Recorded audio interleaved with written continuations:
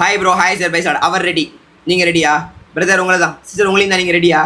அவர் உங்களை மீட்கிறதுக்கு ரெடி, அவர் உங்களை விடுதலை பண்ணுறதுக்கு ரெடி. பின்மாற்றத்தில் இருக்கேன், பண்ண பாவத்தை திரும்ப திரும்ப பண்ணுறேன், எனக்கு பண்ண விருப்பமே இல்லை, ஆனாலும் விழுந்துடுறேன் அப்படின்னு சொல்லி ஏங்கி தவிக்கிற அன்பு வாலிப சகோதரா சகோதரி, உங்களை மாதிரி ஏங்கி தவிச்ச என்ன மீட்டார்ல, என்ன விடுதலை பண்ணார்ல, உங்களை எப்படி விடுதலை பண்ணாமல் இருப்பார்? அவர் விடுதலை பண்ணுறதுக்கு ரெடியாக இருக்கார்.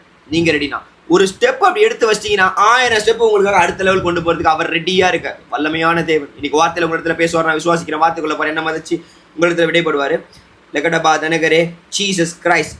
அப்போஸ்தலனாகிய பவுல் 2 கொரிந்தியர் 12ஆம் அதிகாரம் 9ஆம் வசனத்தில் எழுதினது, என் கிருபை உனக்கு போதும், பலவீனத்திலே என் பலன் பூரணமாய் விளங்கும். ஆமென். நீங்க எதுல பலவீனமா இருக்கீங்க எனக்கு தெரியாது, ஆனா அவருக்கு நல்லாவே தெரியும். ஆனா அவர் உங்களுடைய பலவீனத்தை பலப்படுத்தி உங்களை அடுத்த லெவல் கொண்டு போறதுக்கு ஆசையா இருக்காரு. அது எப்ப தெரியுமா நடக்கும்? உங்களுடைய பலவீனத்தை அவர் கையில போய் கொடுத்துடணும். பலவீனமா இப்போ நீங்க ஸ்மோக் பண்றீங்க, இல்லை எதனா ஒரு தப்பு பண்ணீங்கன்னா சிகரெட் வாங்கி கையில வச்சு நடிச்சிங்கன்னா, ஆண்டவரே எனக்கு பிடிக்கவே இல்லை, ஆனாலும் அந்த மாதிரி நானும் பண்ணியிருக்கேன். ஓகேவா? அதை சொல்றேன். ஓகே, என்ன விடுதலை பண்ணியிருக்காருல, உங்களையும் விடுதலை பண்ணி எப்போ நீங்க உங்களை முழுமையா ஆண்டவரே அப்படின்னு சொல்லி அந்த சிகரெட்டை தூக்கி போட்டுட்டு போய் அவர்கிட்ட கேட்கும்போது என் பிள்ளைய காப்பாற்றணும்னு சொல்லி நெக்ஸ்ட் டைம் நீங்கள் சிகரெட் வாங்கும்போது காசு எல்லாம் ஆகிடுவார். காசு இல்லாமல் அப்படிலாம் இல்லை, நன்மையான காரியங்களுக்கு செலவு பண்ணுங்க. எவ்வளோ காசு வீணடிக்கிறோம். ஓகே, சிகரெட் இல்லை, நிறைய ட்ரக்ஸுக்கு, இப்போ கேர்ள் ஃப்ரெண்டு பாய் ஃப்ரெண்டுக்கு நிறையா நான்லாம் அழிச்சிருக்கேன். சொத்துலாம் இல்லை, என்கிட்ட பெருசாக இல்லை, சம்பாரிச்ச காசெல்லாம் அழிச்சிருக்கேங்க.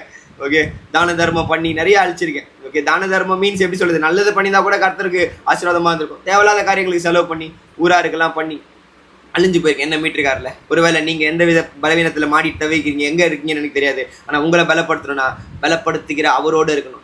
வசனம் சொல்லுது, அப்போஸ்தலனாகிய பவுல் சொல்லுது, என்னுடைய பலவீனத்தில் அவர் என்னை பலப்படுத்துறதுனால எனக்கு ரொம்ப சந்தோஷமா இருக்கு அப்படின்னு சொல்லிட்டு. எப்போ தெரியுமா அவர் பலப்படுத்துவார்? நீங்கள் அவருக்குள்ளே இருக்கும்போது தான் பிரதர் பலப்படுத்துவார். சிஸ்டர் அவருக்குள்ளே இருக்கணும். நீங்கள் அவரை விட்டு வெளியே போயிட்டீங்கன்னா முடியாது பிரதர், முடியாது சிஸ்டர். உங்களுக்குள்ளே இருக்கிற ஒரு பெரியவர், அந்த உங்களுக்குள்ளே இருக்கிறவருக்குள்ளே நீங்கள் பலப்படணும்னா நல்ல வேதம் வாசிங்க, நல்ல பைபிள் படிங்க, சபைக்கு போங்க, வார்த்தையை பற்றி கொண்டு அவருக்காக ஓடுங்க. அவர் உங்களுக்காக அநேக காரியங்களை செய்து உங்களை அடுத்த லெவலுக்கு ஓட வைக்கிறதுக்கு அவர் அதிகம் வல்லவரார். நான் பேசுறது உங்களுக்கு புரியாமல் இருக்கலாம். என்னுடைய பலவீனத்தில் அவருடைய பலன் பூரணமாக விளங்கி அவருடைய கிருபை என்னை தாங்கிறதுனால தான் இன்னைக்கு வரைக்கும் நான் ஜீவனோட இருந்து இந்த வார்த்தையை பிரசங்கிக்கிறேன். அவருடைய கிருபை உங்கள் மேலே இருக்கிறனால தான் இந்த வார்த்தையை நீங்கள் இது வரைக்கும் கேட்டுட்டு இருக்கீங்க. எத்தனை பேர் விசுவாசிக்கிங்க எனக்கு தெரியாது, ஆனால் உங்களை குறித்து ஒரு பெரிய திட்டம் இருக்குது. Please be aware about that. கர்த்தர் உங்களை கொண்டு பெரிய காரியங்களை செய்ய போகிறாரு.